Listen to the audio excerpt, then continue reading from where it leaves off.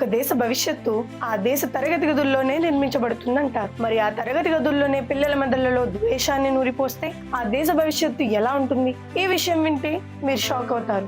పాకిస్తాన్ లో పిల్లల స్కూళ్లలో ఏం నేర్పుతున్నారో తెలిస్తే ఆ దేశం ఎందుకు ఉగ్రవాదానికి కేంద్రంగా మారిందో మనకు స్పష్టంగా అర్థమవుతుంది. ఈ మధ్య ఒక పాకిస్తానీ టీవీ చర్చలో ఒక వ్యక్తి తన కొడుకు అడిగిన ప్రశ్న గురించి చెప్పి ఆవేదన వ్యక్తం చేశాడు. ఒక రోజు వాళ్ళ అబ్బాయి స్కూల్ నుండి ఇంటికి వచ్చి, నాన్న, మన సింధ్ రాష్ట్రంలో చాలా మంది హిందువులు ఉన్నారు కదా, మన స్కూల్లో టీచర్ చెప్పారు కదా, వాళ్ళని ఎందుకు చంపేయకూడదు అని అమాయకంగా అడిగాడట. एक सवाल मेरे बच्चे ने मुझसे किया था कि अबू वो हमारे यहाँ हिंदू है। मैं क्या, हाँ जी, वो मैं शंकर हमारे दोस्त हैं। तो मुझे तो स्कूल में टीचर कह रहे थे आपके यहाँ सिंध में हिंदू होते हैं तो आप उनको मार क्यों नहीं देते? ఒక్కసారి ఊహించుకోండి ఆ తండ్రి ఎంత షాక్ కి గురై ఉంటాడో.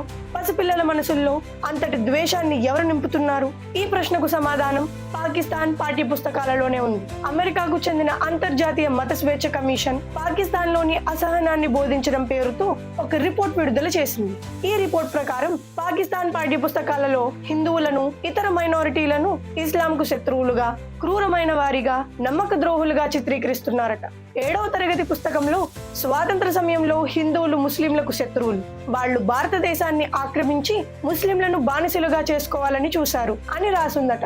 అదే విధంగా భారత స్వాతంత్ర ఉద్యమాన్ని హిందూ స్వాతంత్ర ఉద్యమంగా, ఇండియన్ నేషనల్ కాంగ్రెస్ ను హిందువుల పార్టీగా తప్పుగా బోధిస్తున్నారు. గాంధీజీ కూడా కేవలం హిందువుల కోసమే పోరాడారని వాళ్ళ పుస్తకాలలో అబద్ధాలు ప్రచారం చేస్తున్నారు.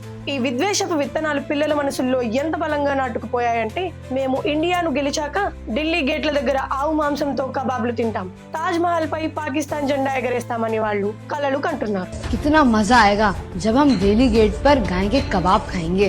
ताजमहल पर जश्न तकमील पाकिस्तान मनाएंगे। చూసారా, పాకిస్తాన్ లోని ప్రతి వ్యవస్థలోనూ మీడియా, సినిమా, రాజకీయాలు, చివరికి విద్యా వ్యవస్థలో కూడా భారతదేశంపై, హిందువులపై ద్వేషాన్ని నింపడమే పునాదిగా ఉంది. ఇలాంటి చదువులు చదివిన పిల్లలు రేపు పెరిగి పెద్దయ్యాక ఏమవుతారు?